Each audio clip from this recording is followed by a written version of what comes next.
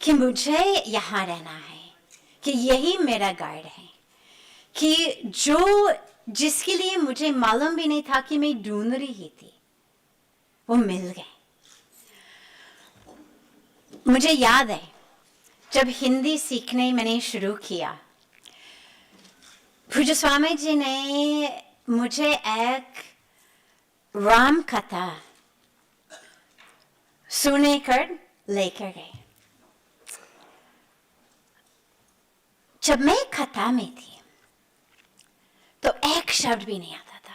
उसी समय मैं भारत में थी, शायद 1 साल 1.5 साल। एक शब्द तब तक नहीं आता था, क्योंकि मैं अधिकतर अपनी ध्यान में, अपनी साधना में, अपनी सेवा में लगी हुई।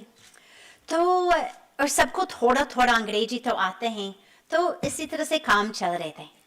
तो जब पूज्य स्वामी जी मेरा को उनकी सानिध्य में कथा में ले गए, तो एक शब्द भी नहीं आता था। मैं आंख बंद करके बैठ रही थी, और फिर अचानक मैंने देखा कि भीतर से मैं रोने लगी।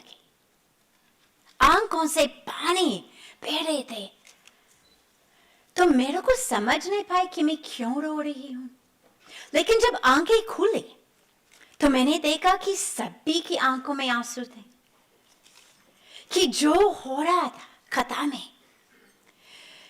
इतना सुंदर, इतना दिव्य, कि इवन मेरे दिमाग में कोई समझ नहीं पाए, तो दिल तो समझ लिया।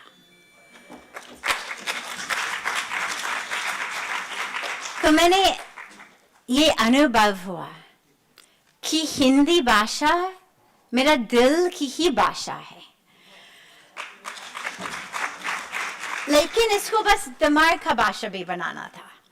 तो फिर मैंने उसी समय संकल्प किया कि मैं सीख लूंगी, और मैंने बच्चों से सीखा। मैंने कोई स्कूल में नहीं सीखा, ना कोई ऑफिशियली सीखा। मैंने परमार्थ निकेतन के आश्रम की बच्चों से सीखा, बात करते करते करते करते उनसे सीखा। और अब मुझे ऐसे नहीं लगता कि केवल मैं भारत में रहती हूँ, बल्कि लगता है कि भारत मुझ में रहता है। क्योंकि हिंदी भाषा केवल एक भाषा नहीं है, एक संस्कृति है। और यहाँ की जो संस्कृति मैंने पूरा विश्व ऑलमोस्ट देखा, और यहाँ की जो संस्कृति, जो संस्कार, this is the wealth, this is the wealth जिसके लिए सब ढूंढ रहे हैं। मैंने देखा अमेरिका में सब कुछ बहुत बड़ा बड़ा है, सड़कें बड़े बड़े, मकान बड़े बड़े, गाड़ियां बड़े बड़े, और बड़ा होना कोई प्रॉब्लम नहीं है। अब तो यहाँ भी सब चीज बहुत बड़े बड़े होने लगे, कोई प्रॉब्लम नहीं है, बहुत अच्छा। लेकिन भारत में आकर मैंने यही सीखा कि बड़ा होना कोई आवश्यकता नहीं है तो बहुत बढ़िया, लेकिन आवश्यकता नहीं है, बल्कि बढ़िया होना चाहिए। और यहाँ की संस्कृति, यहाँ की संस्कार, यहाँ की भाषा, यही सचमुच बढ़िया है। समय की मर्यादा से मुझे बस इतना ही आपको लास्ट में कहना चाहती हूँ कि मैंने ये देखा यहाँ आके, यहाँ सीख के, यहाँ रह के, कि थोड़ा सा दुख की बात है कि इतने लोग विदेश जाने की सपना ले रहे हैं, गंगा किनारे रहते हैं। मुझे मालूम नहीं है कि कितने जन्म की पुण्य करके फिर गंगा किनारे आने के अवसर मिलते हैं।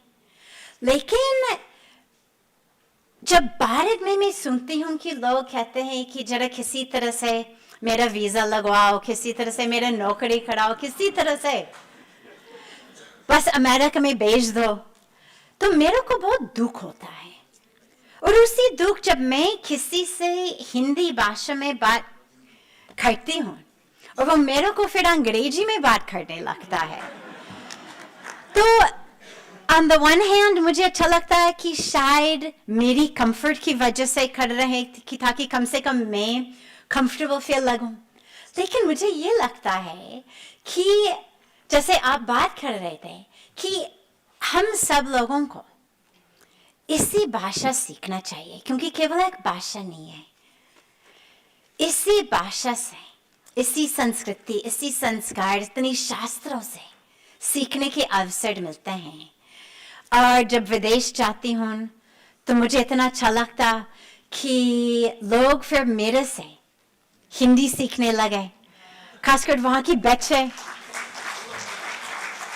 पूज्य स्वामी जी जब भी हम लोग विदेश में हैं, वो हमेशा पेरेंट्स को कहते कि देखो, अगर साध्वी जी को हिंदी बोलने आते हैं, जिसकी जीन्स में नहीं है, जिसकी खून में नहीं है, तो कम से कम आपकी बच्चे जो है, जिनकी खून में है, जिनकी जीन्स में है, इनको तो बोलना चाहिए।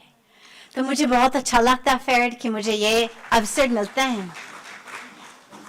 और मैं सबको आज धन्यवाद देती हूँ कि मुझे आज आप सबके साथ आने के अवसर मिला और थोड़ा सा मेरा हिंदी भाषा के साथ यात्रा के बारे में शेयर करने के अवसर मिला है। धन्यवाद।